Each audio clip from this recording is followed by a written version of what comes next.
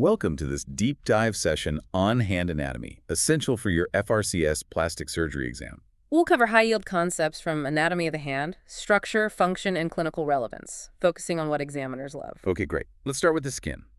Why is volar skin thicker and less mobile? While that thickness is crucial for grip strength and the forces the palm endures, it's tethered to the fascia, limiting mobility but enhancing durability. Right. That explains why swelling on the back of the hand is more common then. Precisely. Looser dorsal skin allows more fluid to build up. Makes sense. Now, the volar fascia, it's not just a sheet, right? No, it has longitudinal fibers resisting shear, vertical fibers anchoring to the flexor tendons, and transverse fibers preventing cupping of the palm. Natatory ligaments connect it to deeper structures. Interesting. Deeper structures. What about those retaining ligaments? Like, what's the clinical significance of Grayson's and Cleland's? They're vital for the balance between movement and stability. Grayson's prevents bowstringing of the neurovascular bundles during finger flexion, while Cleland's, which lies dorsal to those bundles, provides additional support. So they keep everything in place. Exactly. And the transverse retinacular ligament. That's at the PIP joint, preventing lateral band displacement. Okay. And lastly, the oblique retinacular ligament. Also known as Landsmeer's ligament, it coordinates PIP and DIP joint motion. Think of it as a fine-tuning mechanism for finger extension. Got it. So moving on to the deep fascial spaces, why are they important for the exam? These spaces can allow infection to spread. Knowing their boundaries is crucial for surgical management. Okay, let's go through them one by one, starting with the midvolar space. All right. The midvolar space is bounded dorsally by the metacarpals and volar interossei, volarly by the flexor tendons and volar aponeurosis, radially by the midpalmar septum, and ulnarly by the hypothenar septum. Infections there can quickly compromise hand function. All right, so many structures packed in there. What about the thenar space? Dorsally, it's bordered by the adductor pollicis, volarly by the index finger flexor tendons, radially by the thenar muscles and their fascia, and ulnarly by the midpalmar septum. Infection there is tricky to manage. I can see why. And the hypothenar space? It's in the hypothenar eminence, bounded dorsally and ulnarly by the hypothenar muscles, volarly by the small finger flexor tendons, and radially by the hypothenar septum. Infections there tend to be more localized. Okay. What about the interdigital web space? Isn't there a specific type of infection there? Absolutely, the collar button abscess. Dorsally, it's bounded by the skin and dorsal fascia, volarly by the palmar fascia, and laterally by the extensor mechanism and MP joint capsule. Makes sense. And lastly, Perona space. What's its clinical relevance? It's a potential pathway for infection to spread from the radial and ulnar bursa, or the mid-volar space. Its boundaries include the pronator quadratus dorsally, the flexor tendons volarly, the flexor carpi ulnaris ulnarly, and the radial bursa containing the flexor pollicis longus radially. Okay. Onto the muscle tendon units.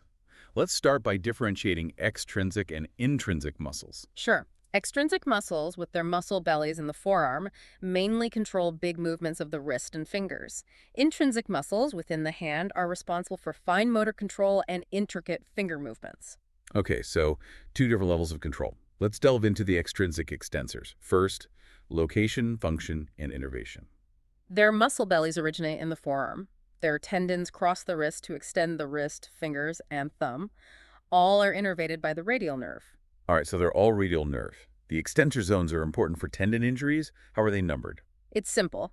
Odd numbers for zones over joints, starting with zone 1 over the DIP joint, and even numbers for zones between joints. Easy enough. Now, the dorsal wrist compartments. Why are they important clinically? They house those extrinsic extensor muscle tendons organized into 6 tunnels. They're prone to tenosynovitis, like in de Quervain's. Right. Can we go through each compartment and the muscles they contain? Of course. Compartment 1, the abductor pollicis longus, which abducts and extends the thumb metacarpal, and the extensor pollicis brevis, which extends the thumb MCP and IP joints. Compartment 2. The extensor carpi radialis longus, mainly a wrist radial deviator, and the extensor carpi radialis brevis, the primary wrist extensor. Compartment 3. Houses the extensor pollicis longus, extending the thumb IP joint. Okay, compartment 4. This one has 2 important muscles, the extensor digitorum communis, which extends the MTP joints, and, with help from intrinsics, the IP joints, and the extensor indicis proprius, allowing independent index finger extension. Compartment 5. Contains the extensor digiti minimi, which extends and abducts the little finger. And lastly, compartment 6. That one contains the extensor carpi ulnaris, the main ulnar deviator of the wrist. Okay, lots to remember there. Before we move on, can we clarify a few points? First, the extensor digitorum communis tendons and their relationship to the index and small fingers. Sure, the extensor digitorum communis has 4 tendons, one for each finger. But the index and small fingers also have their own dedicated extensor tendons, the extensor indicis proprius and extensor digiti minimi, which lie ulnar to their respective extensor digitorum communis tendons. This gives them independent extension. So they have their own special tendons for independent movement. Exactly. What about the junctura tendinum? What do they do? There are connections between the extensor digitorum communis tendons. They limit independent finger extension, but allow force transmission even if a tendon is cut proximally. So they kind of link them together. Yes. Finally, the extensor mechanism. It's complex, right? Yes, it's key to finger extension. The extensor digitorum communis tendon continues as the central slip, inserting on the middle phalanx base. It's stabilized by sagittal bands from the volar plate. 2 lateral slips arise from the central slip and join the intrinsics to form the conjoined lateral bands. These insert on the distal phalanx base, extending the DIP joint. Okay. Now, switching gears to the extrinsic flexors. How do they differ from the extensors in location, function, and innervation?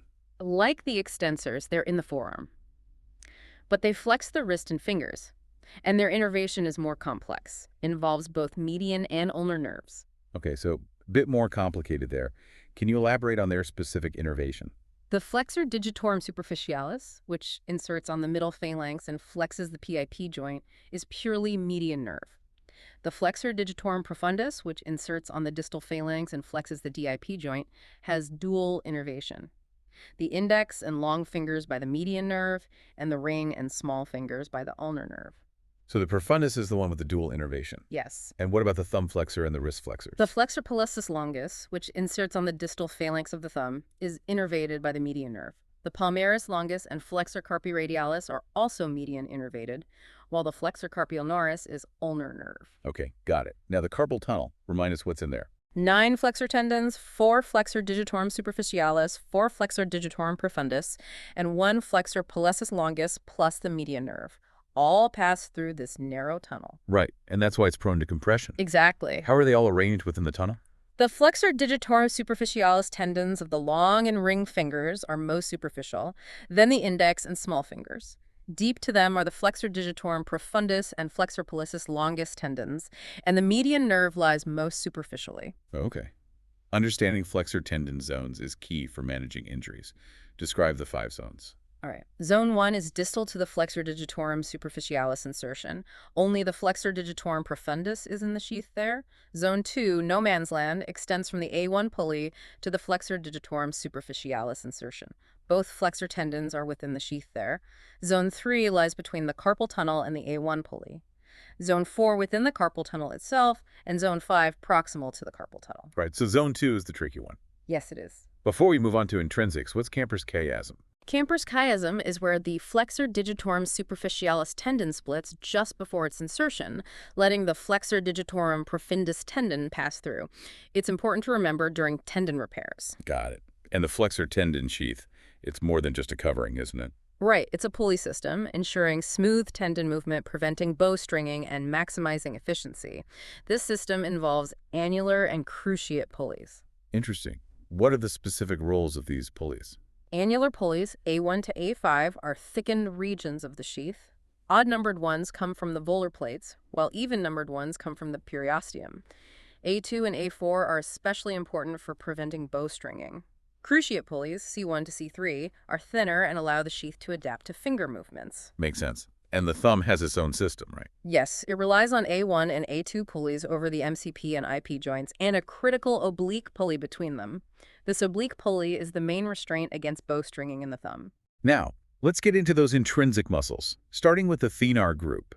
What are their key features and why are they clinically important? The thenar muscles control thumb movements. They're at the base of the thumb, mostly innervated by the median nerve, except for the deep head of the flexor pollicis brevis, which is ulnar.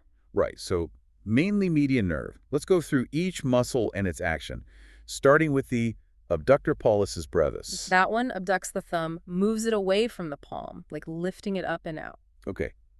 Next, The opponent's pollicis. This allows opposition, bringing the thumb tip towards the fingertips, crucial for grasping. Right, for that pincer grip. Exactly. And the flexor pollicis brevis. That one flexes the thumb at the MCP joint, helps with grip strength. Okay. Moving on to the other intrinsic muscles, let's talk about the hypothenar group, actions and innervation. Those control the little finger. They're on the ulnar side of the palm. They're innervated by the ulnar nerve, mainly responsible for abduction and opposition of the little finger. Right, so mirroring the thumb in a way. You could say that. The intersay muscles are often tested on the exam.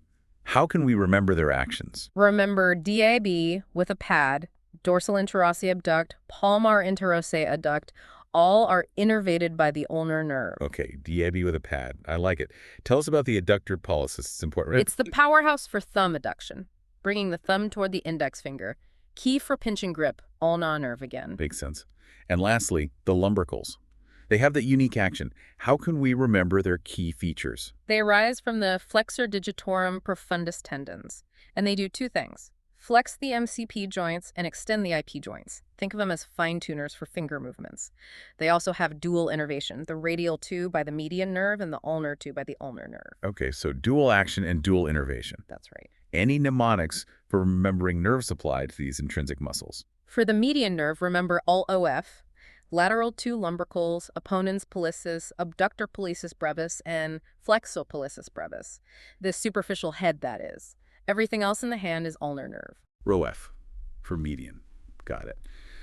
Okay, moving on to the vasculature of the hand. Let's start with the arterial supply. What are the main players? The radial and ulnar arteries, they enter the hand and form two arches, the superficial and deep palmar arches. Okay, tell me about the radial artery and its contribution to the arches. It runs along the radial side of the wrist, gives off a small superficial palmar branch that joins the superficial arch.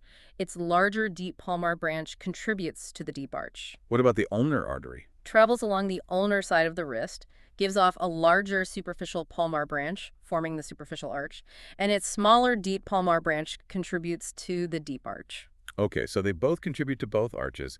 How can we remember the position of these arches? Kaplan's cardinal line, drawn from the apex of the first web space to the hook of the hamate, approximates the superficial arch. The deep arch is about 1 centimeter proximal to this line. So that line helps us visualize it. Tell us about the common digital arteries and their course. They arise from the superficial arch and run volar to the common digital nerves in the palm.